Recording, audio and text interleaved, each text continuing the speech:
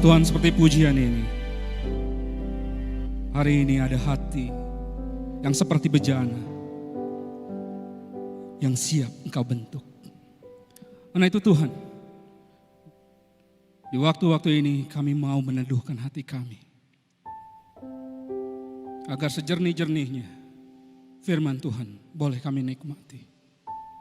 Karena sesungguhnya kami datang dari rumah ke tempat ini. Tidak ada satu motivasi yang lain selain lebih mengenal Engkau melalui kebenaran-kebenaran-Mu, melalui pujian-pujian-Mu, melalui doa-doa kami. Karena itu ya Bapa, berbicaralah kepada kami yang sederhana ini. Datang dengan bahasa yang sederhana. Agar firman Tuhan yang begitu dalam itu dapat dimampukan oleh kami untuk bisa kami pahami. Bahkan lebih daripada itu, kami lakukan dalam kehidupan kami. Ada hati yang siap diperbaharui. Ada hati yang siap diubahkan. Berbicaralah, berkata-katalah dengan bebas dan lepas. Agar ada hati yang ditransformasi semakin serupa dengan Engkau. Di dalam nama Tuhan Yesus kami berdoa. Amin. Silakan duduk semuanya. Halo, selamat pagi semuanya. Shalom. Aduh, mending gak ada suaranya. Shalom semuanya, selamat pagi. Oke. 2 minggu yang lalu kita berbicara, kalau ada yang ingat, mengenai disiplin gereja ya. Disiplin rohani. Pertama, ada yang ingat kita belajar tentang berdoa secara pribadi. Minggu yang kemarin disiplin rohani dalam gemar membaca firman Tuhan. Nah sekarang ini kita pun juga mau belajar disiplin rohani yang tidak kalah pentingnya bagi kita. Yaitu disiplin memberi. Nah, tentu saja yang namanya memberi itu ada begitu banyak ragamnya, ada begitu banyak bentuknya.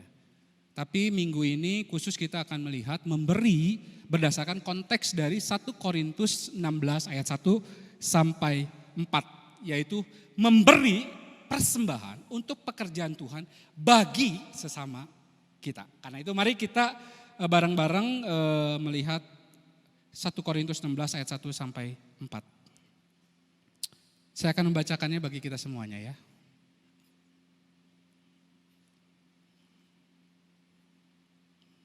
Aduh, kecil banget ya. Oke. 1 Korintus 16 ayat 1 sampai 4 demikian bunyi firman Tuhan. Tentang pengumpulan uang bagi orang-orang kudus, hendaklah kamu berbuat sesuai dengan petunjuk-petunjuk yang kuberikan kepada jemaat-jemaat di Galatia. Pada hari pertama dari tiap-tiap minggu, hendaklah kamu masing-masing sesuai dengan apa yang kamu peroleh, menyisihkan sesuatu dan menyimpannya di rumah, supaya jangan pengumpulan itu baru diadakan kalau aku datang. Sesudah aku tiba, aku akan mengutus orang yang kamu anggap layak dengan surat ke Yerusalem untuk menyampaikan pemberianmu. Ayat 4, kalau ternyata penting bahwa aku juga pergi, maka mereka akan pergi bersama-sama dengan aku.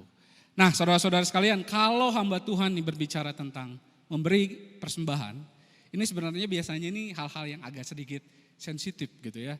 Bisa disalahartikan, takut-takut baru dengar tema khotbah apa, memberi persembahan, udah tarik nafas gitu ya, uang lagi gitu ya. Tapi nanti kita coba lihat, apakah mau berbicara tentang itu gitu ya. Atau juga bagi rekan-rekan remaja, pemuda yang masih sekolah, masih studi gitu ya. Kok berpikir, aduh tema persembahan ini, memberi persembahan ini kok rasanya gak relevan sih sama saya. Jangankan memberi persembahan, uang aja saya masih dapat minta dari mamah gitu ya. Tapi tahukah saudara-saudara sekalian, memahami apa itu memberi persembahan dan bagaimana cara memberinya dengan benar. Itu sesuatu yang penting bagi kita sebagai anak-anak Tuhan, sebagai orang percaya. Kenapa? Karena seperti tadi dibilang, memberi persembahan adalah salah satu disiplin rohani. Dari kemarin, dari minggu kemarin kita bilang disiplin rohani. Apa sih disiplin rohani gitu ya. Nah, kebaca kali ya. Disiplin rohani adalah perilaku atau tindakan untuk meningkatkan kualitas pertumbuhan rohani yang memampukan orang itu mencapai pertumbuhan yang dewasa secara rohani, yaitu menuju keserupaan dengan Kristus. Kembali ke pokok bahasan kita. Kenapa memberi persembahan itu menjadi disiplin rohani? Karena ketika kita memberi persembahan, ada dua hal yang harus kita cermati. Yang pertama, ketika kita memberi persembahan sebenarnya itu merupakan ciri dari kedewasaan rohani. Kenapa memberi persembahan adalah disiplin rohani? Karena ketika kita melakukannya itu menjadi ciri. Tentu saja memberi persembahannya dengan benar ya. Itu menjadi ciri dari kedewasaan rohani kita. Nah seperti kita ketahui sebenarnya ada 3 tipe orang percaya di dalam memberi persembahan berdasarkan tingkat kedewasaan rohaninya. Mungkin pernah ada yang dengar ya. Yang pertama itu orang yang mengaku percaya tapi tidak mau memberi. Kenapa? Karena dia ketika mau ikut Tuhan itu berpikirnya gini, pasti yang akan saya dapat dari Tuhan kalau saya ikut dia. Jadi jangankan untuk memberi orang tipe ini, yang ada menuntut. Apa sih yang akan saya terima? Nah biasanya ini di level paling bawah gitu ya. Ada orang yang suka bilang baji rohani. Nah tingkat yang kedua yang lebih baik yaitu orang percaya yang mau memberi tapi ini ada syaratnya. Jadi orang itu mau memberi dilanjutkan dengan kata misalkan tapi asal contohnya Tuhan mau sih saya memberi entah apa, entah uang kita, entah kemampuan kita untuk melayani atau apa saja. Tapi jangan sekarang ya Tuhan. Ini masih muda nih saya, masih banyak hal yang saya ingin nikmati. Saya mau sih Tuhan memberi ini yang itu, tapi jangan yang itu ya Tuhan. Jadi ada syaratnya. Karena itu biasanya tingkatan yang seperti ini di tipe ini, orang itu memberi itu sisanya biasanya. Dan yang terakhir, level yang ketiga dan ini yang menjadi tingkat orang yang dewasa rohani adalah orang yang rela. Tulus hati memberi. Karena apa? Karena dia sadar benar. Apa yang dia punya itu sesungguhnya datangnya dari Tuhan juga. Dan dia memahami benar bahwa sebenarnya ada hal yang jauh lebih besar yang telah Tuhan lakukan, berikan dibanding apa yang dia bisa berikan. Nah pertanyaannya nih kalau dibagi ketiga itu, kira-kira kita ada di level mana ya? Yang gak mau memberi, yang memberi tapi atau asal, atau yang udah sampai di tingkat yang tadi, yang sudah rela memberi, yang tulus memberi. Yang bisa jawab tentu saja kita sendiri ya. Dan saya yakin dan percaya, kita adalah orang-orang yang rindu terus berproses sampai di level yang ketiga itu. Karena itu penting nih bahasan ini. Jadi bukan bicara, aduh gak relevan nih buat saya, enggak. Ini tuh penting. Ini sesuatu yang penting karena ini menjadi sebuah panggilan kita untuk berdisiplin secara rohani. Selain itu, selain menjadi ciri kedewasaan kita, ternyata Bapak Ibu saudara-saudari sekalian, memberi persembahan merupakan disiplin rohani karena juga merupakan bukti nyata. Bukti nyata dari apa? Keserupaan kita dengan Kristus. Bukti yang bisa dirasakan dari tindakan kita yang seperti Kristus itu. Khususnya dalam hal apa?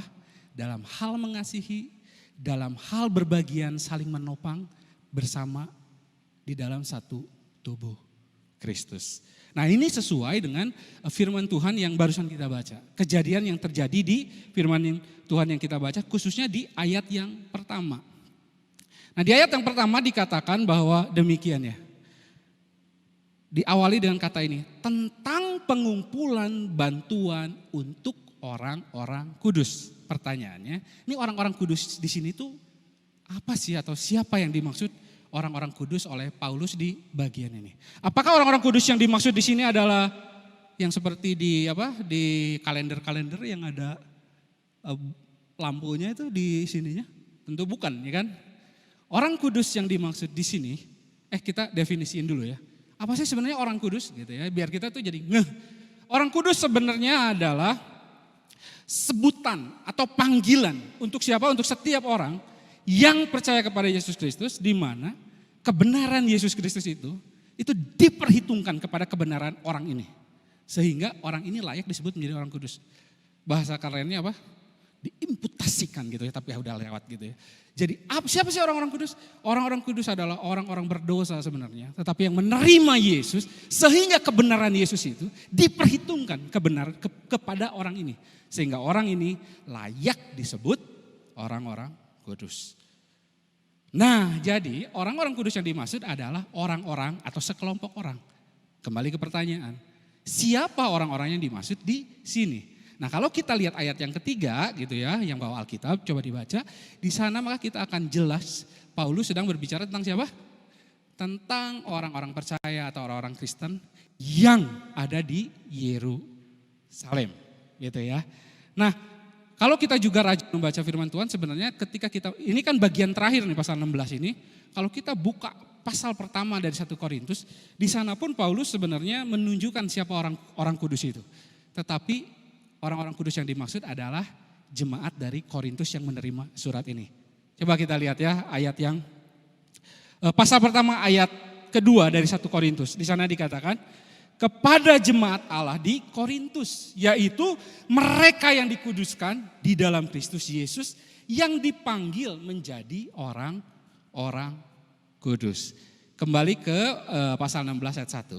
Jadi ketika Paulus menulis atau membicarakan tentang hal ini seakan-akan Paulus sedang berbicara kepada orang-orang Kristen, orang-orang percaya yang ada di mana? Di Korintus, yang juga sama-sama orang kudus untuk berbagian, membantu, menolong orang-orang kudus yang lain, yang ada di tempat yang lain, yaitu yang ada di Yerusalem. Nah pertanyaannya, emang kenapa orang-orang Kristen, orang-orang percaya di Yerusalem itu perlu dibantu? Nah kalau kita membaca Alkitab atau membaca sejarah, maka kita mengetahui bahwa di titik ini itu orang-orang Kristen di Yahudi di Yerusalem itu sedang mengalami kemiskinan yang teramat sangat. Mereka sedang mengalami satu penderitaan yang besar. Karena iman dan kepercayaan mereka dikejar-kejar. Mereka terpisah satu sama lain, dikejar-kejar, dianiaya. Karena itulah maka Paulus memanggil di dalam kesatuan tubuh Kristus. Khususnya di bagian ini kepada jemaat Kristus. Ayo bantulah tubuh Kristus yang lain yang ada di sana. Orang-orang kudus yang ada di Yerusalem.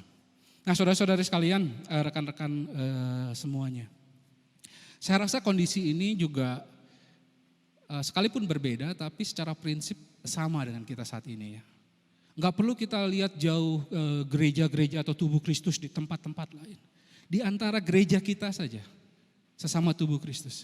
Itu kondisinya tidak semua sama. Tentu saja memang ada yang berkecukupan, bahkan berkelebihan. Tapi tidak sedikit yang sedang mengalami seperti jemaat-jemaat di Yerusalem. Entah oleh alasan apa, orang ini menjadi tidak bisa bekerja. Apalagi di masa Covid ini. Atau ada orang-orang atau jemaat-jemaat di antara kita yang sudah bekerja membanting tulang. Tapi toh penghasilannya ya segitu. Dan itu tidak cukup untuk mencukupi kebutuhan keluarga mereka. Atau ada orang yang tiba-tiba mengalami musibah. Atau ada orang-orang yang tiba-tiba mengetahui sakit penyakit di dalam dirinya. Atau kita mungkin melihat adik-adik kita, anak-anak kita yang kita tahu anak ini tuh rajin. Ada semangat untuk sekolah. Tapi karena keterbatasan biaya, dia harus mengalami kesulitan-kesulitan dalam sekolah. Bahkan mungkin terancam putus sekolah. Gak perlu lihat yang jauh-jauh, mungkin di antara kita. Uluran tangan kita itu dibutuhkan untuk sesama tubuh Kristus. Panggilan yang sama yang dinasihatkan Paulus kepada jemaatnya di Korintus.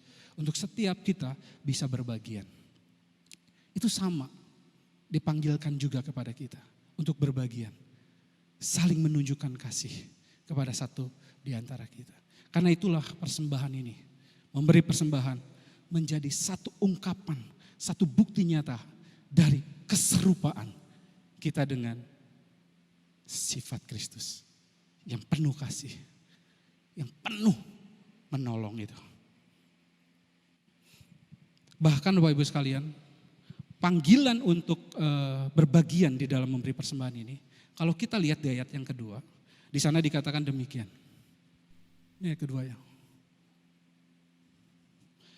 Pada hari pertama dari tiap-tiap minggu, hendaklah, lihat ya, kamu sekeluarga demi sekeluarga. Enggak kan? Tapi apa? Hendaklah kamu masing-masing. Artinya apa? Hendaklah kamu masing-masing, kalimat ini menekankan bahwa yang dilibatkan, dipanggil untuk berbagian di dalam pemberian persembahan ini. Itu bukan orang-orang tertentu, bukan golongan-golongan tertentu. Tetapi siapa? Kita semua.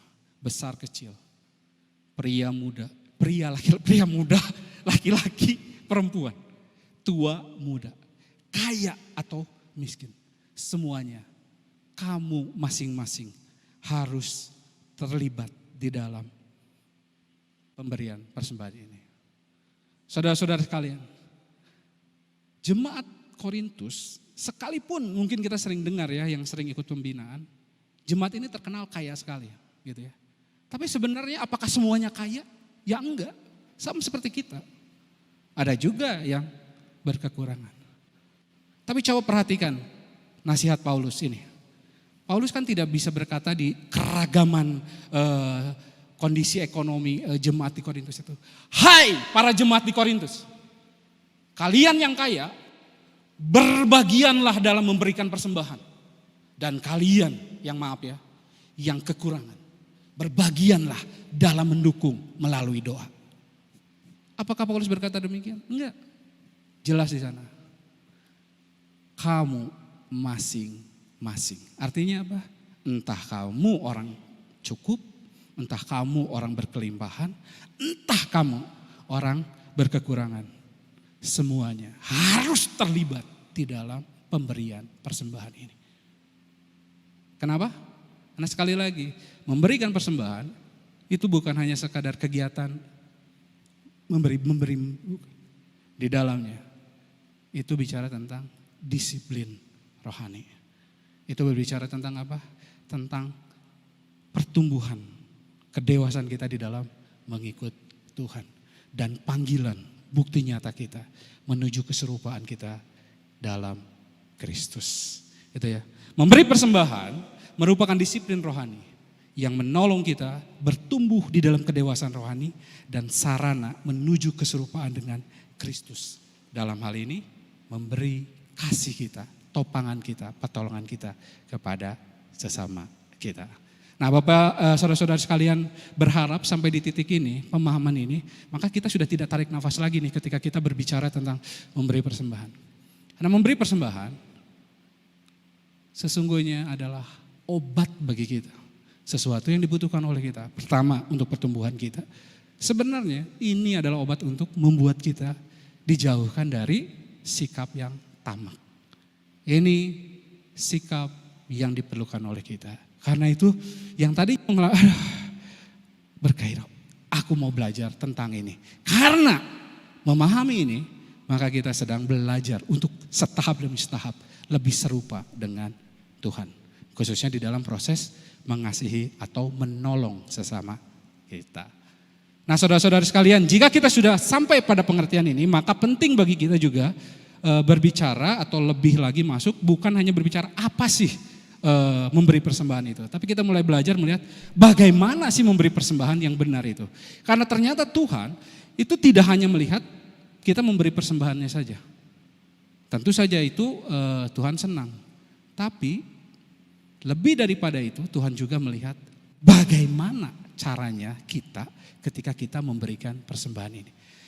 Karena pada kenyataannya banyak orang jatuh sekalipun memberi persembahan, ternyata itu tidak sedang bicara disiplin rohani. Tetapi ada agenda-agenda lain di dalam dirinya yang mau sedang diangkat. Entah itu mau dipuji, entah itu mau dihormati, entah ingin mendapat posisi atau segala macam. Karena itu penting bagi kita jadinya bukan hanya tahu apa sih memberi persembahan, tapi juga tahu atau memahami bagaimana sih prinsipnya atau cara yang benar memberi persembahan itu yang membuat Tuhan senang itu.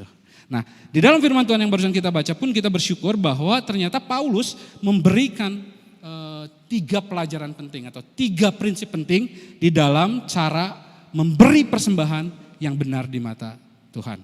Nah, saya menyebutnya dengan 3M ya. Kalau yang ikut pagi itu Pak Richard itu 4P. Nah, saya 3M. Karena apa? Ada yang tahu? Karena nama saya Mulyawan. Jadi 3M enggak gitu ya. Ini karena pas aja gitu ya. Yang pertama, prinsip yang benar seperti apa ketika kita memberi persembahan? Yang pertama, yang pertama adalah kecil ya. Yang pertama adalah menyisihkan yang terbaik sesuai kemampuan masing-masing. Sekali lagi ya, prinsip di dalam memberi persembahan yang benar yang pertama adalah menyisihkan yang terbaik sesuai dengan kemampuan masing-masing. Mari kita lihat ayat yang kedua. Di sana dikatakan, pada hari pertama dari tiap-tiap minggu, hendaklah kamu masing-masing sesuai dengan apa yang kamu peroleh. Apa yang dikatakan? Menyisihkan sesuatu dan menyimpannya di rumah. Saudara-saudara sekalian, apa bedanya sisih dan sisa? Sekilas itu sama ya, bicara tentang bagian terkecil atau bagian yang kecil dari komponen yang utama. Tapi jika sisih dan sisa ini dilihat dari prinsip memberi, maka ini ada satu perbedaan yang sangat-sangat besar. Sisih di dalam proses memberi artinya mempersiapkan, merencanakan, menyimpan yang terbaik. Lalu setelah itu selebihnya digunakan untuk kebutuhan-kebutuhan.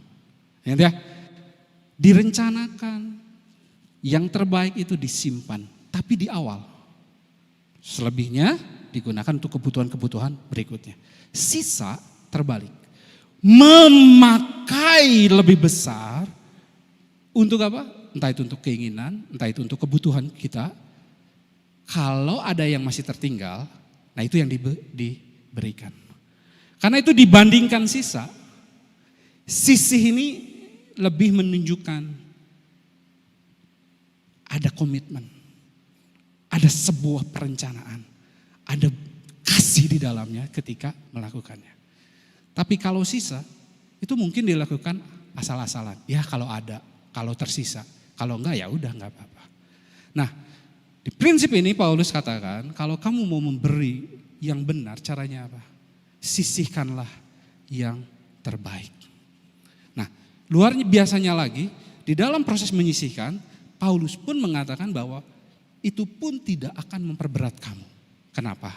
Karena di ayat yang kedua lagi dikatakan, di sana dikatakan, pada hari pertama di tiap-tiap minggu, hendaklah kamu masing-masing, tadi ya, menyisihkan. Tapi apa? Sesuai dengan apa yang kamu peroleh. Kenapa ini menjadi tidak memberatkan? Karena ini sifatnya jadi proporsional. Jadi setiap orang tergantung masing-masing, tergantung dari apa sih Bapak Ibu sekalian? Tergantung dari berkat Tuhan yang dipercayakan kepada masing-masing. Nah kalau dalam bahasa Indonesia ini tidak terlihat. Dalam bahasa aslinya sebenarnya kata kerjanya itu sifatnya pasif Bapak Ibu sekalian. Kalau di sini kan aktif, kesannya yang memperoleh itu kamu yang memperoleh, jadi kita yang memperoleh. Sebenarnya dalam bahasa aslinya itu pasif. Jadi setelah kamu memperoleh dari Tuhan, jadi diperoleh dari Tuhan. Jadi setiap berkat yang diperoleh dari Tuhan sesuai dari berkat yang diperoleh kamu dari Tuhan. Gitu ya. Jadi pemahaman ini penting karena apa? Sekali lagi tidak akan memperberat orang-orang ketika menyisihkannya. Sifatnya proporsional. Tidak tergantung oleh satu takaran. Satu angka yang ditetapkan. Coba Bapak Ibu bisa bayangkan, saudara-saudara bayangkan. Kalau pada waktu itu ditetapkan setiap minggu 3 dinar aja kamu harus memberikan persembahan, kumpulkan. Bagi orang yang cukup 3 dinar itu gak ada problem. Tapi bagi kalangan bawah, ada yang tahu? Orang bawah itu sehari kerja dapat berapa? 1 dinar, betul. Artinya kalau dia harus ngumpulin 3 dinar, ada 3 hari. Dia sekeluarga tidak makan. Itu akan memperberat. Tapi karena sesuai dengan berkat Tuhan yang dipercayakan kepada masing-masing, maka itu menjadi sesuatu yang tidak memperberat. Karena sifatnya proporsional. Yang ngasih besar, ya besar. Yang ngasih kecil, ya memang dituntutnya sebegitu. Selain ini tidak memperberat, ini juga tidak membuat orang itu tidak akan jatuh pada kesombongan ketika memberi. Atau tidak minder ketika memberi. Karena apa? Yang besar ya karena dia dapat punya besar. Yang kecil ya karena punyanya dipercaya kecil. Yang besar jadi sombong. Yang kecil jadi minder. Tapi dengan prinsip ini, maka ketika kita menyisihkan, itu karena proporsional sesuai dengan berkat Tuhan. Jadi perasaan itu jadi hilang. Karena memang begitu aturannya. Tidak ditetapkan berdasarkan ukuran-ukuran. Nah, Bapak, saudara-saudara sekalian, mengenai prinsip ini saya ingat waktu saya di seminari ya. Ketua seminari saya waktu itu mungkin ada yang kenal ya, Pak Joseph Tong itu pernah mengajarkan secara praktis mengenai menyisihkan bagi Tuhan gitu ya. Beliau berkata bahwa memberi kepada Tuhan, memberi persembahan untuk pekerjaan Tuhan, untuk sesama kita, itu harus dilakukan intensional, disengajakan. Dimulai dari kapan? Dari pertama kali kamu mendapatkan penghasilan. Demikian katanya. Jadi ketika kita mulai mendapatkan penghasilan, Bapak sekalian, ini menurut Pak Joseph Tong, bukan saya ya, siapalah saya itu ya. Dia katakan, hitunglah hal-hal untuk Tuhan. Udah punya, dapat angkanya, sisihkanlah itu, potong itu. Lalu hitunglah untuk kebutuhan-kebutuhan hidupmu. Dapat, potong. Berikutnya, hitunglah sisanya untuk level atau gaya hidupmu. Jangan dibalik, kata dia. Ketika kamu dapat duit, kamu habiskan dulu untuk gaya hidupmu. Lalu berikutnya kamu untuk kebutuhan hidupmu. Lalu untuk Tuhan, itu gak akan pernah terjadi katanya. Karena gaya hidup itu akan menarik terus, meningkat terus. Pertanyaannya, apakah saya berarti udah lepas hampir 10 tahun ya, sudah melakukannya? Ya, ini disiplin rohani yang berat. Karena itulah kita terus berjuang, firman Tuhan ini terus mengingatkan kita. Kadang gagal, kadang berhasil, kadang gagal, kadang berhasil. Tapi kebenarannya seperti ini. Mengenai Tuhan, itu harus diprioritaskan. Tanpa itu, kita tidak akan pernah bisa memberi. Tentunya dengan memberi dengan benar, dan dengan sukacita. Itu ya. Bapak Ibu sekalian, sekali lagi saudara-saudara, jadi pertama Paulus katakan, kalau kamu mau memberi dengan benar, sisihkanlah yang terbaik itu. Sisihkan dari apa? Dari berkat-berkat yang Tuhan berikan kepada kita masing-masing. Nah yang kedua, apa sih prinsip memberi yang benar? Paulus katakan kita harus memiliki motivasi yang benar.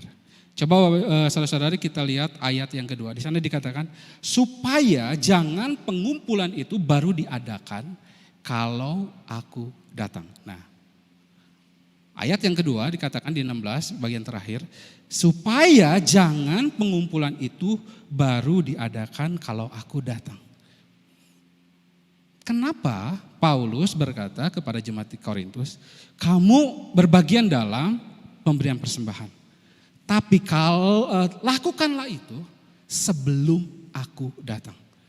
Kenapa Paulus tidak bilang lakukanlah itu pada waktu aku datang? Kenapa harus sebelum?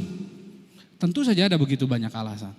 Tapi yang pasti salah satunya adalah berhubungan dengan motivasi orang-orang Korintus ketika memberi. Besar kemungkinan kalau ada Paulus waktu itu, jadi diberikan pemberian itu, persembahan itu, waktu ada Paulus, mungkin dilakukannya itu karena gak enak sama Paulus. Mungkin terpaksa karena apa? Aduh, ada Paulus masa saya gak ngasih sih. Atau memberi banyak karena ada Paulus, ingin dipuji. Paulus ingin menghindarkan hal itu. Karena itu Paulus bilang, kalau kamu mau memberi persembahan, jangan waktu aku datang. Sebelum aku datang, lakukanlah itu, kumpulkanlah itu. Karena apa? Karena kamu tidak sedang melakukannya untuk aku, tapi untuk Tuhan. Di sini Paulus bicara tentang apa? Tentang motivasi di dalam memberi. Nah, prinsip memberi seperti ini sebenarnya kalau di dalam sejarahnya itu sebenarnya melawan kebiasaan. Kenapa? Karena di zaman itu, di tempat itu, di daerah itu itu terkenal sekali dengan satu budaya yang begitu sentral mempengaruhi tindakan-tindakan sosiologi atau cara bersosial orang-orang pada waktu itu. Yaitu mungkin ada yang juga kenal namanya honor and shame. Rasa terhormat dan rasa malu. Jadi ada tindakan-tindakan yang akan membuat orang itu kalau melakukannya menjadi terhormat. Tapi ada tindakan-tindakan yang membuat orang itu akan menjadi rasa malu. Nah, kalau orang memberi, menurut budaya ini itu akan mendapat kehormatan. Nah, itu akan jauh lebih tinggi dibanding orang yang menerima. Saya rasa prinsip ini pun juga masih ada sampai saat ini. Karena itu maka sebenarnya ya budaya ini enggak problem-problem banget. Tapi masalahnya namanya manusia, keberdosaan manusia, itu kerap orang memberi tujuannya jadi bukan untuk sekali lagi peduli kepada orang yang mau diberi, tapi untuk mendapatkan penghormatan itu. Karena itu di zaman itu orang berlomba-lomba memberi, tujuannya bukan untuk menolong, tapi untuk mendapatkan penghormatan ini. Nah, Paulus di titik ini, Bapak Ibu sekalian, saudara-saudara sekalian, itu seakan-akan berkata demikian kepada jemaat Korintus. Aku tahu ketika kamu melakukannya, kamu tidak akan mendapatkan penghormatan ini. Karena apa? Karena tidak seperti kalau melakukannya kepada orang-orang di Korintus. Orang-orang jemaat sesama Korintus yang kurang. Dia akan melihat, nanti orang bilang, makasih ya. Orang-orang lain melihat, wah gila luar biasa. Ketika melakukannya untuk orang di Yerusalem sana, itu jauh tempatnya. Orang-orang di sana pun gak tahu. Betul, kamu tidak akan dapat penghormatan itu, kata Paulus. Tapi inilah poinnya. Kamu harus melakukan ini dengan motivasi. Bukan untuk kehormatanmu, tapi memang untuk Tuhan. Karena itu poin yang kedua ini sebenarnya menjadi satu poin yang penting sekali. Karena problemnya ada di sini. Dan ini adalah tempat peperangan yang luar biasa yang tidak terlihat. Hanya diri kita dan Tuhan yang tahu. Apa tujuan-tujuan kita ketika kita memberi persembahan. Atau memberikan sesuatu untuk pekerjaan Tuhan. Kata Paulus, kalau kamu memberi persembahan, dengan cara yang benar adalah ketika motivasinya benar. Yaitu dilakukan untuk Tuhan. Nah, yang terakhir. Apa prinsip terakhir yang Paulus ajarkan di dalam memberi dengan cara yang benar adalah kita harus memastikan pemberian kita sesuai dengan maksud dan tujuannya.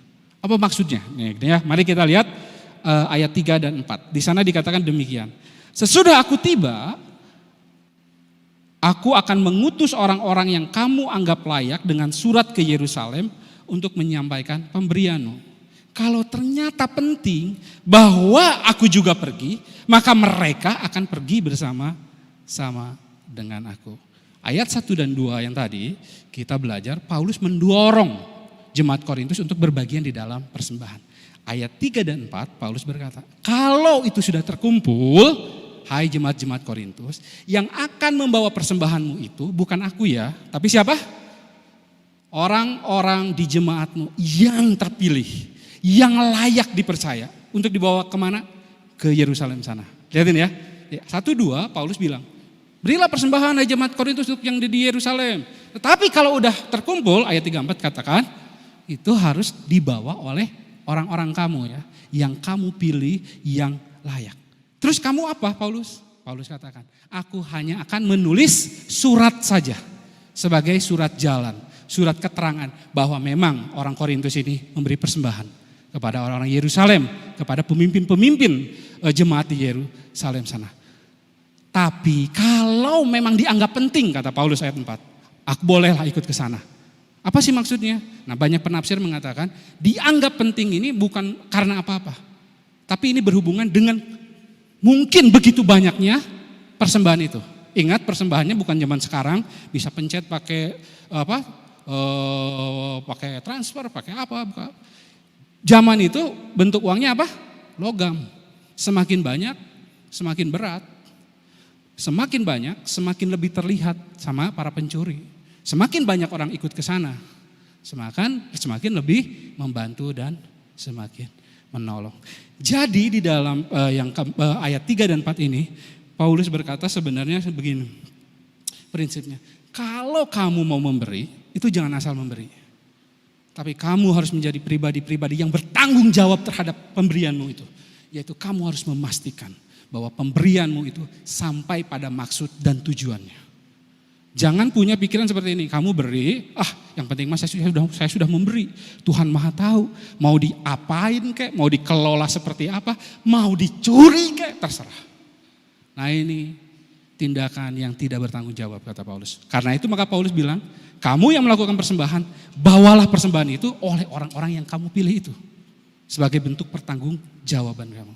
Sama seperti kepada kita. Kalau kamu mau beri persembahan, lakukanlah persembahan itu. Tapi jangan, ya udah yang penting saya kasih persembahan. Mau uang itu mau jadi apa, terserah. Saya ingat ada satu teman bercerita ya. Jadi teman ini tuh berbagian menolong anak untuk bisa sekolah gitu ya.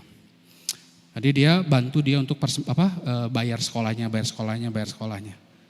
Tapi satu ketika anak itu ketika ketemu sama dia ditanya, kok kamu sekolah gimana? Saya udah gak sekolah. Hah? Kan saya bayarin kamu. Maksudnya si teman saya ini memberi kepada mamahnya. Saya gak mau menghakimi apa yang dilakukan mamahnya gitu ya.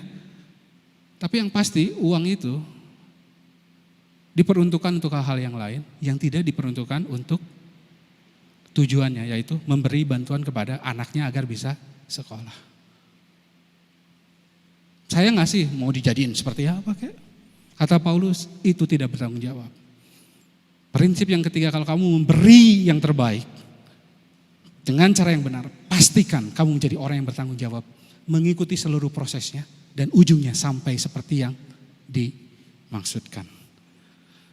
Jadi kita hari ini belajar beberapa hal ya. Yang pertama bahwa memberi persembahan itu penting bagi kita karena itu adalah disiplin rohani bagi kita. Bagaimana caranya? Ayo sisihkan yang terbaik. Berikan motivasi yang baik di dalamnya. Pastikan bertanggung jawab, ikut sampai pada selesainya. Pemberian itu sampai pada tujuannya. Tentu saja ini adalah sebuah tantangan bagi kita. Sesuatu yang tidak mudah dikerjakan oleh kita. Karena itu maka bentuknya disiplin rohani. Firman Tuhan hari ini mungkin gak enak didengar. Tetapi ini menjadi sebuah tantangan bagi kita. Tentang mau diletakkan seperti apakah hati kita. Apakah yang mau mengisi hati kita. Karena bicara pemberian, bicara memberi, itu problem pertamanya ada di sini. Mau diisi dengan apa hati kita? Apakah dengan uang? Apakah dengan kenyamanan? Apakah di dalam proses memenuhi level-level hidup kita, gaya-gaya hidup kita? Seberapa banyak pun dilakukan, itu tidak akan cukup memuaskan. Dan pada akhirnya kita tidak berbahagia. Firman Tuhan hari ini menantang kita. Maukah kita mentahtakan Tuhan di tempat-tempat yang paling utama di hati kita? Karena kalau kita berhasil mentahtakan Tuhan di tempat-tempat paling utama, maka firman Tuhan yang barusan kita baca, ini bukan hanya sekedar kata-kata, bukan hanya sampai di telinga, tapi bisa menjadi perbuatan kita setelah kita keluar dari tempat ini. Pulang dari tempat ini sambil jalan, renungkan, mau disimpan, mau ditahtakan oleh siapa hati kita? Karena itu sebenarnya yang menjadi poin utama ini. Kalau kita mentahtakan yang paling tepat, maka memberi persembahan, itu bukan menjadi masalah. Dan yang kedua, firman Tuhan ini mau mengingatkan. Kita hanya diminta menyisihkan yang terbaik. Tapi firman Tuhan ini mau mengingatkan bahwa Tuhan bukan hanya menyisihkan bagi kita. Dia sudah memberikan semuanya total, penuh kepada kita. Tidak ditahan-tahan. Kita hanya diminta menyisihkan bagian terkecil. Tapi Tuhan telah memberikan yang paling penuh, paling total, seluruhnya bagi kita. Kalau kita merasa berat di dalam disiplin rohani memberi ini, ingatlah akan hal itu. Ada darah yang sudah dicurahkan. Ada tubuh yang sudah dibagi-bagikan kepada kita semua. Kiranya kita boleh menjadi pribadi-pribadi yang serupa dengan Tuhan. Gemar mengasihi, gemar berbagi di dalam memberi. Saya tutup dengan satu kebenaran firman Tuhan yang mengatakan, hendaklah masing-masing memberikan menurut kerelaan hatinya. Jangan dengan sedih hati atau karena paksaan. Sebab Allah mengasihi orang yang memberi dengan sukacita. Mari Bapak Ibu sekalian kita masuk di dalam doa. Dimohon kepada penginjil Imars membawa kita masuk di dalam doa.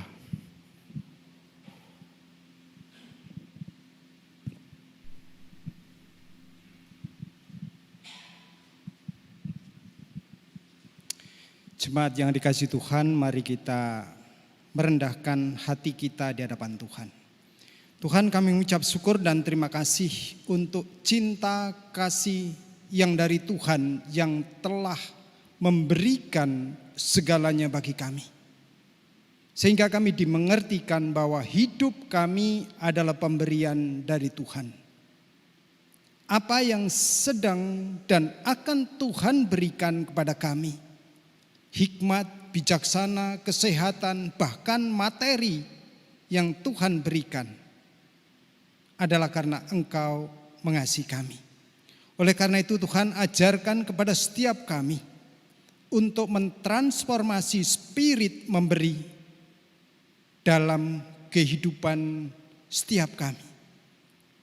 Kehidupan yang masih Tuhan percayakan. Supaya Tuhan juga menata kehidupan kami untuk hidup lebih baik, lebih benar, dan memuliakan Tuhan secara khusus dalam memberi persembahan. Luruskan motivasi kami Tuhan. Luruskan tanggung jawab kami dan juga luruskan cara-cara kami.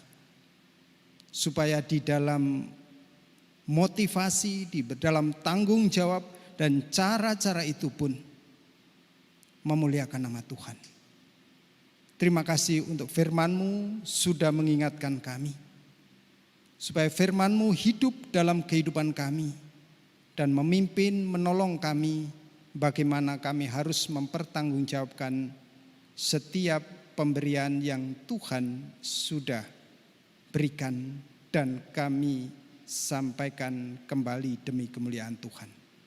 Terima kasih Bapa, di dalam nama Tuhan kami Yesus Kristus kami mohonkan doa ini. Amin.